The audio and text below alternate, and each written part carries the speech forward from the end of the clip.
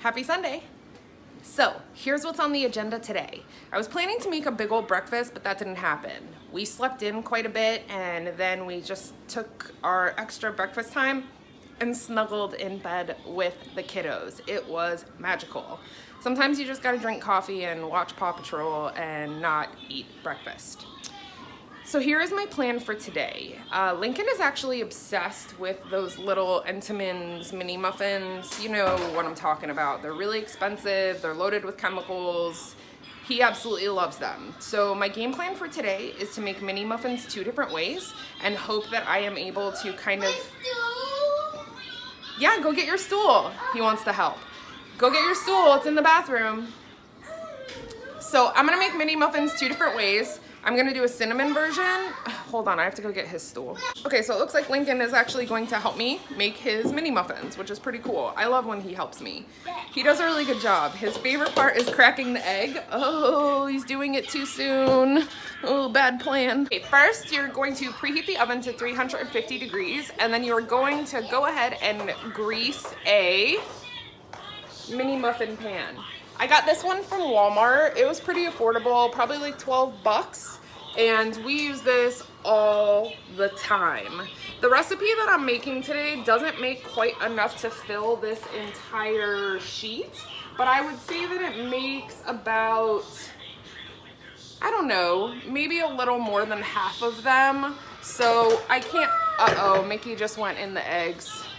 Okay, so preheat your oven to 350 degrees and go ahead and grease your mini muffin pan. Then I'm gonna show you all the ingredients on how to get started on the cinnamon mini muffins. Okay, here are the ingredients that you are going to need to do the cinnamon mini muffins. You will need almond flour, unsweetened almond milk, salt, half a stick of melted butter, vanilla, cinnamon, baking powder, 2 eggs, and a greased mini muffin pan. Okay, so first we're gonna do the dry ingredients. Into a large bowl, you're going to do 1 cup of almond flour, and then you're going to do 1/8 of a teaspoon of salt. Then you need 2 teaspoons of baking powder. Your baking powder being fresh is really important. They won't rise correctly if the baking powder is old, so make sure it's fresh baking powder. 2 teaspoons go into the dry mixture. Then we are going to add a teaspoon of cinnamon. Give or take, if you like them really, really cinnamony, you can go a little heavy with that. Okay, so that's 1 cup almond flour, 2 teaspoons baking powder, 1 teaspoon cinnamon, 1/8 of a teaspoon of salt, and then you're also gonna add 1/3 of a cup of sweetener. I'm gonna use Swerve today. Swerve is my preferred sweetener for baking. Especially with these little mini muffins. Make sure that you measure it. Don't eyeball the Swerve. 1, it's expensive. 2, the amount really does matter. So then a 1/3 cup of Swerve goes into the dry mixture. I'm going to whisk that up, and then I'm going to do the wet ingredients in a separate bowl. Okay, so next we're going to do the wet ingredients. You will need 2 eggs, a 1/4 cup of unsweetened almond milk, then a full teaspoon of vanilla extract. Sorry, my eye contact is poor because I'm watching what my kids are getting into. So 1 teaspoon of vanilla extract,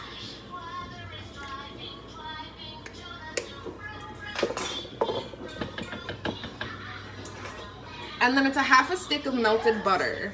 When you pour the melted butter into the egg mixture, go really, really slow with it so you temper the egg mixture.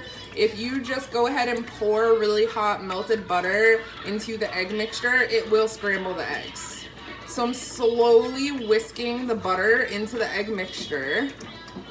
really, really slowly. I know this is a little tedious, but I've made the mistake before of adding the butter too quickly, and it's a disaster. Keto ingredients, especially for baking, are a little expensive compared to traditional ingredients. So when you are making these recipes, it's really important to take your time, read the recipes thoroughly, and do it correctly, because wasting keto treats is like a sin. Not only are they expensive, but it also makes you sad because you're looking forward to them so much. At least I know I am. Like, once I really get it together to start making keto treats, I try really hard to make them perfect. So I went ahead and whisked up the egg mixture. I also whisked up my dry ingredients in a separate bowl. So I'm gonna show you what they look like side by side, and then I'm gonna pour the wet mixture into the dry. Here is my egg mixture. Here is my almond flour mixture. It looks like my whisk was a little wet, but that shouldn't be an issue. At least I hope it's not. Okay, here's what it looks like once it's all incorporated. It's a really great texture. Every once in a while, I have to add a little bit of almond flour to it if it seems a little wet. It's a really, really easy batter to make though. I went ahead and I used coconut oil to grease my mini muffin pan. So I'm going to use a cute little scoop. This little scoop is perfect for mini muffins. It's the perfect size. So I'm gonna go ahead and get those scooped in, and I'm gonna throw them in a 350-degree oven for about 12 minutes. Okay, so that batter gave me about 19 mini muffins. I am going to throw them in the oven and we will see them in about 12 minutes. Okay, the cinnamon mini muffins just came out of the oven. They actually ended up needing about 13 minutes. I inserted a toothpick into one of the larger ones and it came out clean. So I'm going to put these on the counter and let them cool for about 5 minutes. Then I'm going to add a little bit of a cinnamon sugar topping.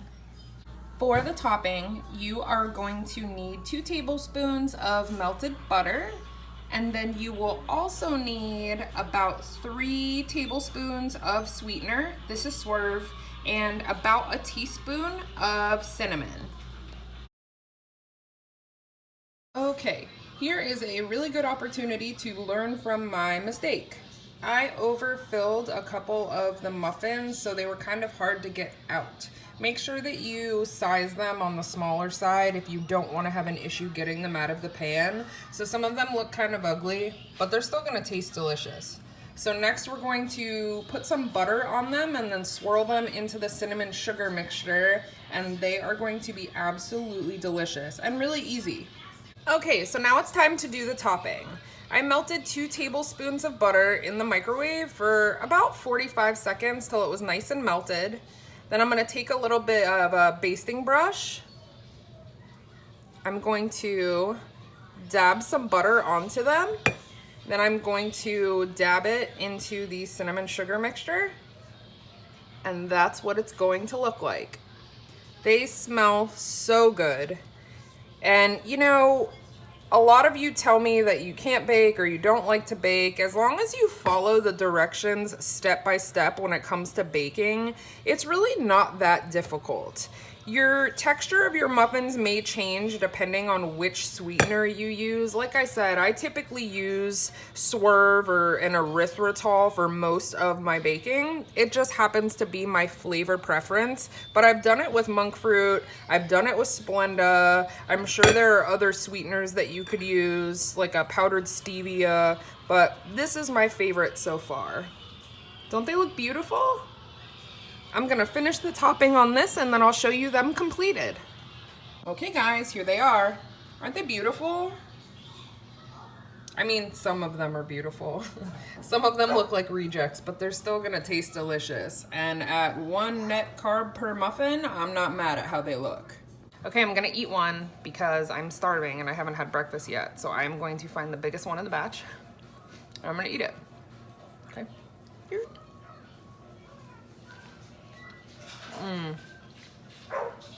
They're so good. If you've seen my video on Lauren's channel where we made the cinnamon donuts, it's the same recipe. I just put it in a mini muffin pan and they're absolutely delicious. Really moist. 1 net carb per muffin. make them. Let me know how it goes. Okay, I went ahead and washed my mini muffin pan and got my little cinnamon muffins all put up in Tupperware. And now I am going to do the coconut double chocolate mini muffins. I decided to top them with coconut because I have some and because I think it will give like a nice little added texture. So let me show you the ingredients for those and then we'll get started.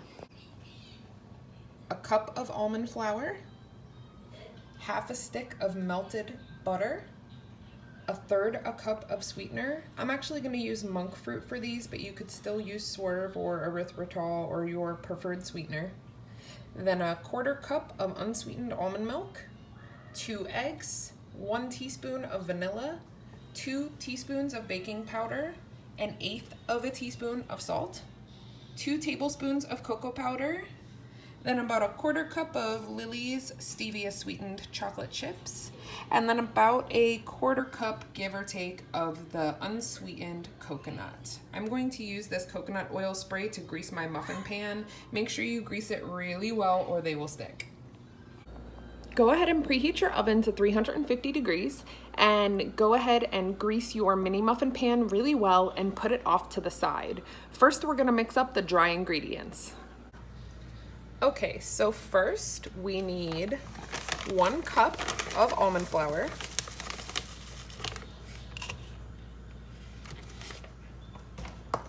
then a third of a cup of sweetener,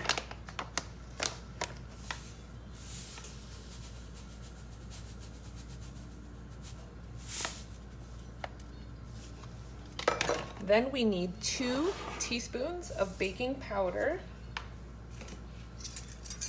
Levi ran off with my good measuring spoons. So 2 teaspoons of baking powder. Then we're gonna need 2 tablespoons of unsweetened cocoa powder.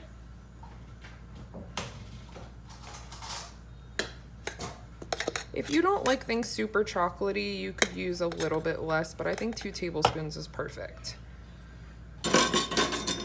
Then we do 1/8 of a teaspoon of salt.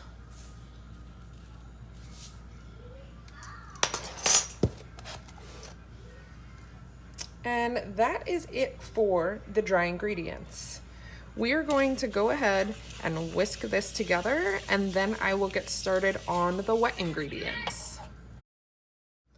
Okay, so now on to the wet ingredients. The wet ingredients are the same as they are for the cinnamon donuts. So that's 2 eggs and a quarter cup of unsweetened almond milk. Then it's a teaspoon of vanilla extract. And then we're gonna slowly incorporate the butter. Remember, the faster you go with the hot butter, you might scramble the eggs. There were a lot of people that had never seen that happen before, and I'm not about to show you an example, but I promise it can happen. So nice and slow. Now I'm going to add the wet mixture into the dry mixture. Make sure you use a whisk. It really does improve the texture and make sure that it's incorporated fully. I've used just a fork or a spoon before, but I really find that the whisk gives the best texture for them. It smells so good. Once you get those ingredients incorporated, now we're gonna go ahead and add the Lily's chocolate chips. I'm going to do about a quarter cup. I'm using a measuring cup this time because when I use my hand, I get really carried away. So a quarter cup of Lily's goes right into the mixture. And then I'm gonna stir it up.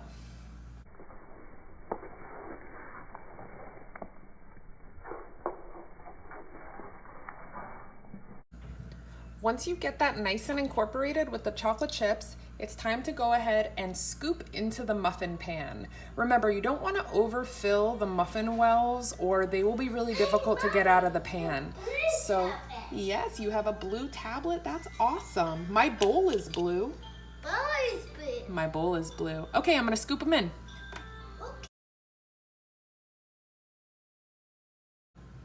Okay, now right before they go into the oven, I took about a teaspoon of butter and melted it in the microwave.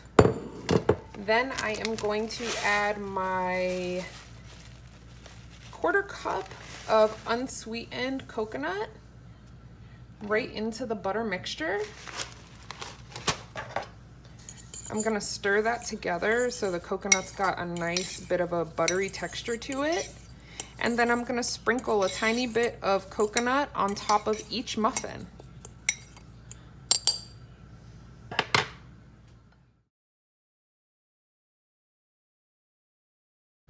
Okay, so they are topped with the buttery coconut, and now they are going to go into a 350-degree oven for about 12 to 14 minutes. Okay, they just came out of the oven. I had them in for 13 minutes and they look absolutely perfect. That toasted coconut smells incredible. So once they cool, I'm gonna pop them out of the pan and I will show you what they look like completely cooled and beautiful. Okay, here they are completed. I still didn't take my own advice, and as you can see, overfilled some of the wells a little bit, but I still got them out of the pan, so that's a win. When I use monk fruit, I feel like sometimes they're a little bit more, I don't want to say crumbly because they are intact, but if you're not gentle taking them out, sometimes they can break apart a little bit more than when I use another sweetener. Okay, so I'm gonna try one of the coconut chocolate ones and then I'm gonna go finish cleaning my house. I hope you guys are having a really great Sunday so far and you're getting some family time in. Oh wow. The toasted coconut was such an awesome addition. I am so glad that I did that. If you're allergic to coconut or you just don't like it, you can do them without the coconut and they're still delicious, but this is a bit of a game changer. So, double chocolate coconut. They're really good. These are gonna be dangerous. I'm gonna have to give some of these to Lauren. Woo. All right, let me know if you make them. Let me know if you put a spin on it or any kind of variation, and enjoy the rest of your weekend. I will see you guys tomorrow.